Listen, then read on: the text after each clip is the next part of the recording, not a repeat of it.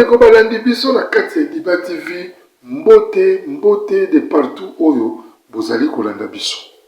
Pe bolandaka biso na bokebi, bolandaka biso partout. Namoni bokomokoma ebele, babone ebele, bosabone pe bokomantaka, bopesaka biso ba remarque. Ya eloko bozali komona tozali kopesa ba conseil, ba masese tozali komema po ezali kolandisa peuple de Dieu.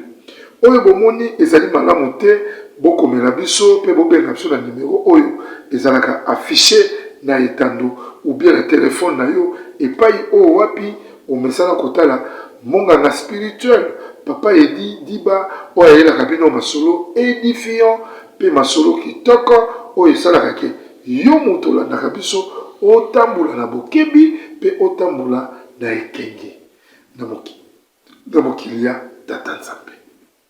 Bandeko, sans plus tarder, tobandaka na petit résumé lisolo na biso oyo toyelaka bino na mokolo lelo na pesi bino na bambote lisusu malamu 2025 na répétaki yango année ya fongola oyo tokokota nango na lola fongola nango oyo tokokende nango na 2025 pour la prospérité soki makambo eza kosimba te na 2025 ekosimba. Ndeko yo mutu okolanda ngai na bokebi mpe na bwanya yeba nini oyo okosala na mokili ya Tata Nzambe. Tala makambo oyo tozwaka na nzela singa okomona mutu akobenga akolela akoluka babeta lisapo na ye babeta lisolo na ye po te mokili eyoka. Ebongo yo mutu ozala baproblème oyo evandi na motema. Yo mutu ozala baproblème baesiko kaka yo mbongo. Ozana besoin obimisa yango. Yaka kohésite te mema yango epai ya monganga spirituel tokopanza yango pe tokosunga yo awa tozana ba prophète tozana ba pasteur tozana batu ebele oyo ya bwanya pe spiritualité bako assister yo. Je m'excuse bandeko na bokebi pe na bwanya awa tozali na lisolo ya ndeko moko akendaka mboka Dubai. Mama oyo abengi biso ya alobi sur 100% ya basi nyonso oyo bakendaka mboka Dubai bazali batu ya kisi. Basalelaka voyage ya solo te. Donc c'est-à-dire quoi? Bola nanga na bokebi epai oyo. Balobi boye. Banyonso bakendaka Dubai baza batu ya kisi te. Alobi sur 100% ya batu bakendaka Dubai. Donc tout ça quand même na 90%, c'est-à-dire 90% bazali batu moyeke. Moyeke elakisi kisi. Batu oyo batambulaka na kobanga Nzambe te. Batu oyo bakotambula libanda ya makambo ya bonzambe. Oyo ezalaki un peu parti parenthèse ya moke pe ya kolakisa bino lisolo oyo toye nango na mokola lelo. Ete ya yo peuple de Dieu yo mutolandaka monganga spirituel ete ya yo oyeba lolenge nini okoki kotambola na mokolo na mokili ya Tata Nzambe.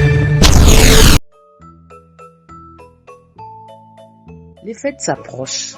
L'orphelinat Vida a besoin de votre soutien financier et de dons matériels pour célébrer ensemble avec les enfants orphelins. Pensez à leur aider avec un petit geste que le Seigneur met dans votre cœur, cela suffira. Offrez-leur un moment de joie tout comme nous le faisons pour nos enfants. Ils n'ont que Dieu et vous comme soutien, car il est écrit: il y a plus de bonheur à donner qu'à recevoir. Orphelinat Vida sokayokota na banda kuna bino ezaka ko sala Matthieu 7:7 comme d'habitude. Bonne année Noël yango esokomi biso na porte. To pense aussi na bana obaza na ba parents. To éviter yo yaka Orphelinat Vida. To passer un moment agréable avec les orphelins. La gloire sera rendue à notre Dieu.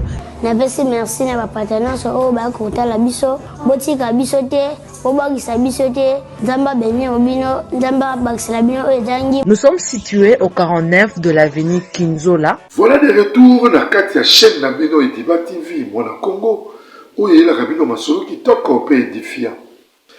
Mama oyo aye kotubela atubeli epai ya ba pasteur epai ya banganga Nzambe pe abengi biso na kati ya chaîne oyo kobeta lisolo na ye ndenge atambulaka na mokili ya bodiabulu po lelo ayamba kolo nzambe, ayamba nzela ya malamu, ayamba nzela ya lobiko lokola bamama Virginie Wassa. Bandeko napesaka mwa bambote na bandeko oyo basoutenaka toujours œuvre de Dieu oyo ndemo ba salutation elekaka, mais tosalaka ngo mpona kodéranger masolo te. Ndeko oyo mwasi abengi biso aexplike biso lolenge nini ye azali kotambola na monde ya business na ye na Dubai. Ndeko mwasi azalaki sirène, akendaka na monde moko ake koluka magie po business na ye azokende Dubai ezala ya kosimba. Azola yango lisolo yango nyonso bamema ye pa motu mpe oyo amemaki na nzela ya Dubai. Bakomi na Dubai nde bakendaki kokota na monde oyo bamami wata oyo tobengaka bawata basirène. Nde epai mama wana akendaki kozwa badécouverte ya masolo wana. Pourquoi asalaki yango? Alobi asali 4 voyages ya Dubai, azomona évolution te par rapport ya baninga mosusu oyo bapesaka ye makanisi abanda kokende. Parce que papa mosala esilaki. Toujours nous tombons les victimes, nous le papa. Ce qui mosala esili, opesi mwasi mbongo, asala commerce, toujours ezalaka ba problème oyo. Naza sirboza kolandanga na bokebi. Ba oyo basala yango, bapesa basi na bango bameya mingi na minute oyo bakoyoka munganga spirituel mingi yarifaka bongo. Mais topekisi bino te. Bozwa basi na bino bopesa bango meya po bakende Dubai parce que papa azosala susu te ekomi lokola porte ya mosala na bino oyo boza kovivre boyikaka na mpiko na losambo. Papa yo moto otikalaka buka mabolongo na se po te mama ndenge akokende atambola na limemia, atambola na kobanga nkolo mpe losambo na yo ekobana kobangisa ye makambo mabe. Vous savez une chose qui est vraie, oyo ngai moko munganga spirituel nasala d'expérience nango. Soki lelo yo oza kosambela na solo, oza kosambela na bosolo, okoremarke même bitumba ekoya ebele. Là je vous dis rien que la vérité. Soki oza kosambela vraiment na solo, je m'excuse, okomona même na foyer na yo changement ekozala. Soki na ndako na bino bozalaki bato ya koswana swana, okomona moto ya Nzambe ekitisaka toujours batenele ya biloko mosusu mpe ekochange bino spiritualité makambo ebele baporte ebele ekofungwama. Alors bapapa ebele bafoye mingi ezokoya na baproblème. Pourquoi? Quand l'homme mosala esili azwi meya ou bien de compte moko apesi mwasi débrouillé, mwasi efongola depo masanga na kwa te yo lingoya kofandelaka ngai namoni mama Suzanne na ngambo kuna mama nani Marthe bazokendaka Dubai, tikanga mpe na nsima nzela nakende nakize bamama Suzanne te na bamama Marthe te boya koloba omonganga spirituel atangi bakomona biso te. Wana ezali bandakisa oyo tobengi na français les exemples. Ezali kaka d'exemple ya kolakisa na peuple de Dieu koyeba que souvent earrivaka bongo, mais na réalité epai mama oyo auti kozwa moyeki oyo azwi kisi akei pa badérobeur ake kozwa yango na mai po moninga wana. Exemple lokola Suzanne, exemple lokola mama Marthe amemaki ye na nzela ya mabe. Yango tokote ya bino bosala ningele po te ekomela bamama oyo te balingi bakende mpe nzela Dubai, akende na bwanya, akende na bokebi, akende mpe na kobanga ke oui na kokende mpo na kosunga foyer na nga po mobali oyo asali mpe 30 ans, mobali asali 25 ans, mosala esili soit de compte bapesi ye, soit compagnie ekufi. Alors natya mpe bomwasi na ngai natambola nango na bokebi, eza te nakomi kuna na change mayindo, na change makanisi po te lobi nakota nzela ya banguna, nzela ya badiabolo. Munganga spirituel ateyaka mama Marthe ou mama Suzanne amemaka na nzela wana. Tokoti na mozindo mama oyo bameme na nzela wana baki komeme nzela akomaki sirène, bapesaki ye pouvoir moko pouvoir na ye ezalaki ke akobanda kobima na bajeune garçon.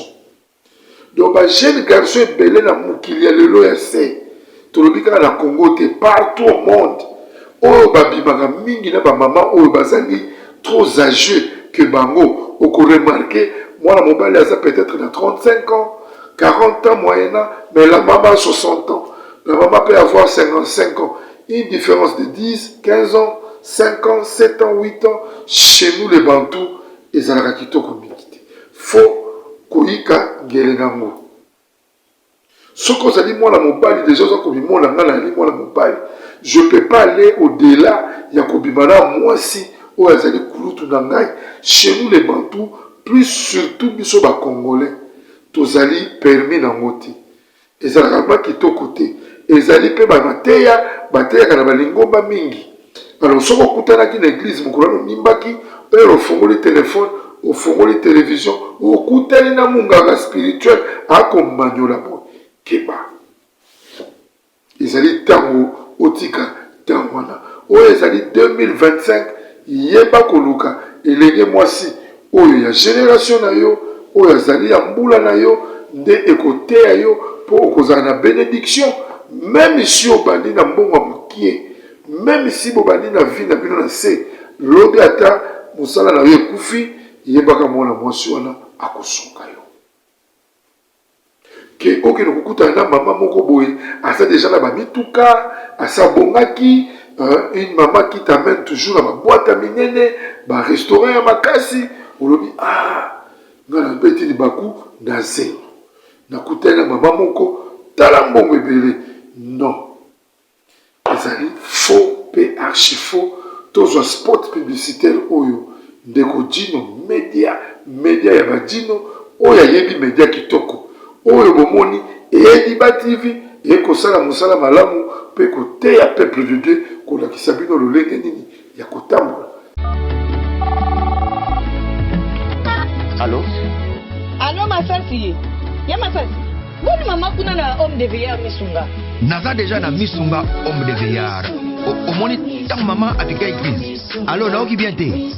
Tant bazo sengo mbongo, yo tindi mbongo, bango balie basonge bakati basonge ba memel ba dispensaire a mike. Eza sunde ngona te mama. Mena poto na kishasa la même chose. Et loko zo sepeli sanga. Banda mama koma na misunga homme de veillard. Kotali mama. O mama zongi lokola bébé, bazo zo soya mama. Oh, mais là somoni mama zongi chéni. Mama zongi 3 fois. Tongo medi poko. Deko nanga elo musu sepeli singani. Misunga homme de veillard. Webi ke bana courant so kata. Soka salika manœuvre pano ya dit bana lumière 24h/24h. Et puis connexion internet et vanda. Et puis soki mama ayoki mal à l'aise ou bien mutu pasi nzoto déranger kaka na mutu na place à la liwana a fini bouton rouge. Docteur Mbango atakati, c'est pourquoi homme de veillard misunga eza na kati ya clinique misunga. Donc so futilement on a regretté te. Ah bon, juste bien na wezali ba minganga bazo sala mama contrôle chaque semaine. Mais azala kuna abela te bazo sala ezala. En tout cas, ya Masasi emoneli penanga na pemi bana mama comme na homme de veillard misunga. Emoneli na misu te. Emonani bambongo na kopinda ya pampa bana. C'est fini tout ça. Mongoli yango lisusu te. Homme de veillard misunga. Ngana bango rendez-vous quand la fin du mois. Na pemi. Non, si kaya vanda kuna lia tranquille. Apema, ba médecin 24h/24h. A continuer kuna ngana do pesa ka mbongo na fin du mois. Yebisa bango na changer comme on a commis batimi sona. Babe. De retour na kati ya chaîne na bino Ediba TV. Mwana Congo. Chaîne oyo eyelaka bino masolo kitoko. Chaîne oyo eyelaka bino makambo moko édifiant. Ezali chaîne à sika. Vous s'abonnez massivement à la chaîne pour vous manquer ma notification de émission Zali Kokota, Botumoi, Monganga spirituel, na koteya, na koloba, na koletisa. Tous allez dans nos 2 chaînes. Ediba TV, Mwana Congo, Ediba TV, Mwana Mboka, Congo. Donc on peut ça. Nyonso ba tranche tout ezali wana.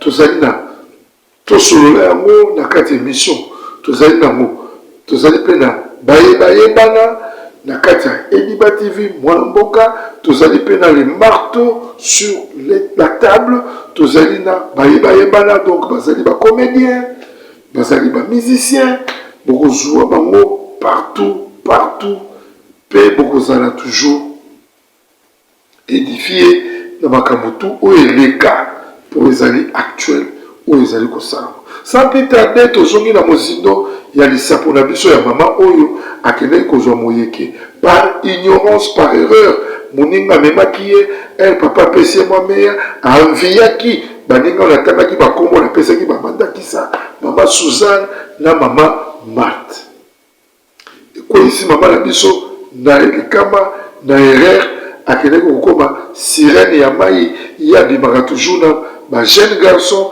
bilenge oyo baza na bambula ya se na ye ya 5 ans 10 ans 15 ans pe ere aza kobima na bango awa tolobaka ezali chaîne oyo tozali kotanga nyama na nyama na nkombo na ye ere azali kobima na bango bamai ya bana mibali wana nde ezali kosala mosala na ye na monde ténèbre mpo azwa meya ebele commerce nyonso ya kosala eloko nyonso ya kosomba kuna na Dubai ere aye nango soki akutani na elenge mobali atamboli na ye abimi na ye comme copine copine parce que bato baza kokomprendre ata kotambola nde ndenge nini à ce moment là wana ye azwi ye bangenge wana ye azwi ye bachance azwi lupemba na ye nde ye kuna afulami alors ezali kitoko mingi te biso baye oyo toyebi spiritualité te mama lobi abimi na mibali ebele bilenge ebele atamboli na bango pe ebele pe bakufi amoni ke asali mabe mingi tolobaki eloko nyonso ezalaka na ebandeli mpe ezalaka na suka nde mokolo mosusu aye kobima na garçon moko boye kobima bimi na garçon wana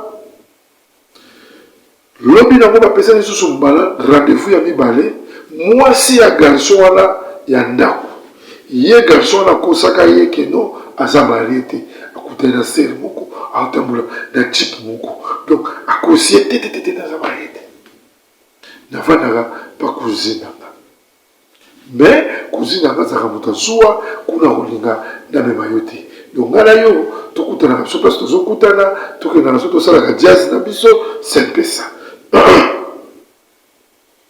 bandeko botala niveau ya buzoba ya bato mpe botala niveau ya diabulu ndenge asakanaka na bato botala mpe ndenge nzambe mpe soki alobi apambola yo mpe akangola yo ndeko wana mwasi na ya ndako azali mwasi ya losambo premier jour oyo abimaki na mama wana mwasi wana alala te alota butu mobimba parce que mobali ekosaki ye na kei matanga alota butu mobimba bakolanda mobali nde na mwasi moko mbau akolamuka kosambela ndoto ekei after that donc apesa ndoto ezongi susu bakolanda mobali na ye akokima moto wana azolinga akanga ya memene ebale soki asutumuki boye asambeli erépété plus de 5 fois dans la formule ebele. Donc ce témoignage ici, c'est la maman là qui a mené ça parce qu'Akende qui commande à Banganga Nzambe et pas y oye Akende qui tout là père bébé famille voilà. Alors le retour il y a mon ban nandaku. Moi ça ça na huile d'olive naie nandaku. Alors ndenge la carte à huile d'olive ne voilà. Ne pas y azui yango abwakeli mobali nde na bilamba nyonso ya nataki wana mobali azongi oyo te noti matanga alali na moi wana yaka se repose abwakeli mobali na ye huile d'olive na kati ya oyo asambelaki butu mobimba mpo atiki wana bapriere abwakeli yango na kati ya bilamba na ye na sexe na ye mobali ake kosokola asengi mai mwasi azwi mai atia huile d'olive. Le lendemain, bazalaki sur un rendez-vous, bango na sirène. Et rendez-vous ekoki fois qu'il ba kuta na sirène. Mobali moi ça yeba kité. Mobali yeba kité. Moi ça kamati susu huile d'olive voilà, a sopeli mobali nae na nzoto. Ndenge pasteur na bango prophète na bango ayebisaki mwasi wana po otala etumba ezali kowuta wapi pourko komona mobali na yo bakolanda ye abete mobali na lisolo ate on ezaka na balision. Vous savez quelque chose dans la vie, si quelqu'un a kobunga, a kopengwa, a kosala eloko moko ya mabe, il se reproche de lui-même. Mais aliko la kisa yango te ke a kosala mabe. Kobima bimi, il a des hommes, akoki kobima pe, alakaki akei na zoya, bakei na ye. Kuna sakutela moto mituka. Akei, aye pete. Oyo pe koto atikali abengi telefone bakangi yango akutani na mabe wata kuna love mateki ano kobima kaka balalaki na mwasi wana na butu nde epai misala nyonso ya mwasi wana esali nini ebebi na biloko mwana mwasi oyo asalaki ye ayebi te. Mwasi wana abe obomi ngai azolela pa moto na bomo ndenge nini abe obomi ngai biloko oyo ye nango lelo ezalaka te obomi ngai. Donc il s'est senti que tout est parti. Il a même convoqué que non ça va tokokuta na lobi mwasi na yo asambelaka wapi mobali pe apesi adresse place mwasi asambelaka akei kosala ye mama sirene akei kosala programme pour akuta na pasteur wana pour akoka kodominer pasteur wana mais rien. Mais le pasteur savait que quelqu'un venait dans l'église lelo aye komekanga parce que ne betonga ndenge bato bakendaka église ezali peza bato bayaka komeka basala nzambe mais omona bakutanaka na fe soki akuti moto eza wana c'est que vraiment eza kitakita. Jour à rendez-vous mosusu mwasi nayebi se obomi bafere na ngai ayime nasali nini okomika kolela bi wi kobanda mokolo tobimaki no wana lolengo yaki eza ndenge oyaki bana liboso te ngai ifo nakutana na mwasi na yo nakutana mpe na paster. Komanga na osala ekobo na obima na yo ekutana na paster nanga okutana mpe na mwasi na bi wi je dois le parler. Bandeko toza spot publicitaire oyo ebongo tozonga na kati ya mozindo ya makambo na biso oyo papa edi akoyela bino ekei na gauche ezongi na droite.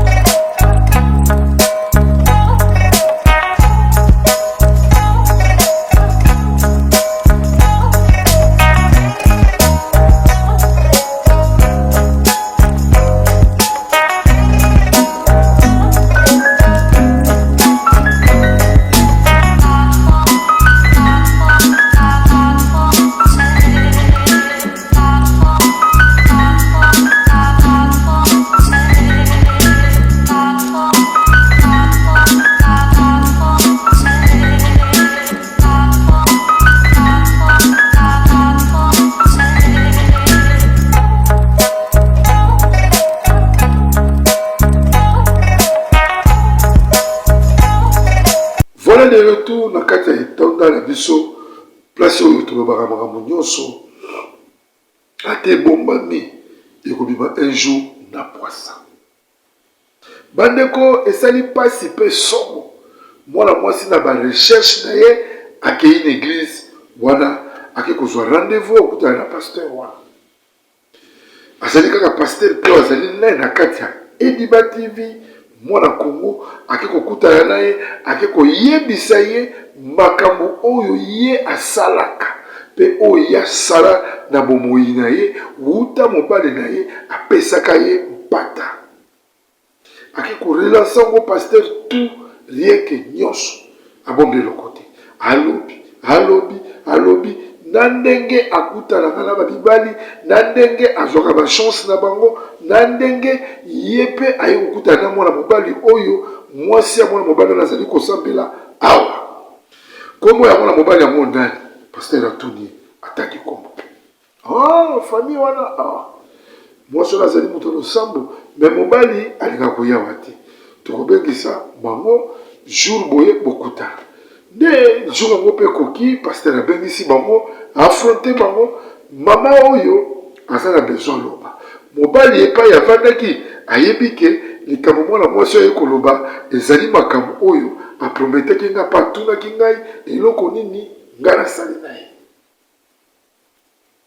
bandeko boyoka lisolo yango nazoyebisa bino chaque fois bohésite te boya na masolo na bino na kati ya Ediba TV mwana Congo na kati émission tosolola yango okoteyama mpe okofungwama kobanga te balobi ke nyonso ozali nango yaka nango toza na baminganga spirituel toza na baprofete toza na bapasteur ngai moko munganga spirituel na koteya yo mpe na kolakisa yo lolenge nini okotambola na mokili ya tata nzambe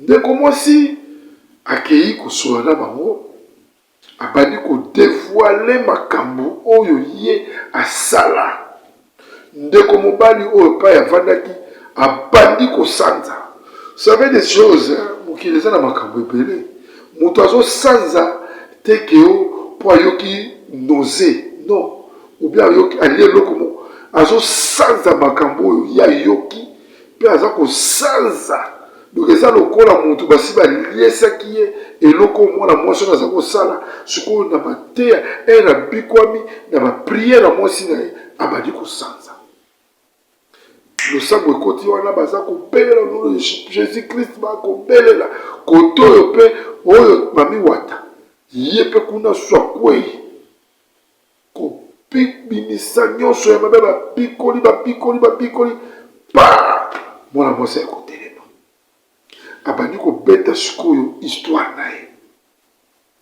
ndenge mobali mosala esilaki azali mpe kutusu cause azalaka mpe cause mpo abandaka nano deja kolula bato oyo bakendaka nzela wana ya dubai tolobi te ke bopekisa basi na bino bakende dubai te tolobi mpe te ke boboyisa bango bakende dubai non mais sur 90%, 90% bazali bato oyo bakokende Dubai na makanisi malamu te parce que touti komona ngo touti komona na mikolo toleka bato bakolia kaka otobenge nyei bato bakolia ngo mpona meya bake banyei bapesi bango onde na beta lisolo wana deja bake bango mbongo mpe mingi bakufa basonga na Congo babela ebele bakota mabele osomona mpo nei oliei oyebi epai euti eske ezali nei ya normal mpo na nini bato bakomi na motema moto na mokili ya tata nzambe pourquoi les gens ne veulent pas se ressaisir biso bapapa edi toko se ressaisir pourquoi bato bakomi toujours na motema mabe tozala bato ebele bokoyokanga kala mingi te tozala masese ezali koya na balisitwale bato ebele bayembi bango na mokili ya tata nzambe basali mpe basango mais soki olandeli bambongo na bango ezali toujours bambongo mabe soki batekaki drogue te bateki bangi soki bangi te batekaki nsima soki nsima te batekaki nzoto pourquoi mon spirituel alendi. Quand j'ai écouté cette histoire, je pleurais. Nayebisi nkolo na ngai mpo na nini boye tokokende wapi mama asakoli nyonso oyo tolobaka ke okoki koyiba na yo 100 fois 99 fois moko pamba ekozala ya nkolo. Yo moto landi émission oyo na bokebi pe na mwanya tire ya malamu komela biso na bakomateur po tote ya mama wana. Yo moto landi lisolo oyo kohésite te. Soko ozalaki na makanisa okende Dubai na makanisa tika mbuga na spirituel na manioli bino. Soki poza na besoin swana mama wana benga na numéro ezali affiché na kopesa o numéro ya mama wana bokosolola akolakisa yo akoyebisa yo keba na epai yango ezalaka keba na epai bato yango bazalaka. Toyaka awa mpona koteya peuple de Dieu bokeba kokweya na mabete.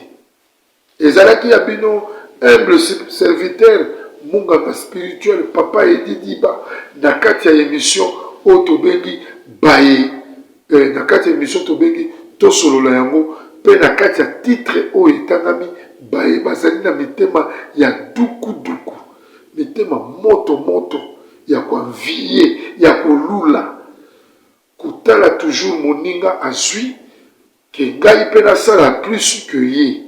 Tu ne sais pas là où il a mis ce pied, tu ne sais pas où. Papa il dit akei wapi, toza kokende wapi, toza koluka nini. Tokangama na nkolo, nkolo akopambola yo plus. Tokangama na nkolo, nkolo akosunga yo. Yango nalobaka na bino chaque fois. Zwa mabolongo na yo, tia se, lelapa na ye. Akozanga kosunga yo te parce que alalaka te.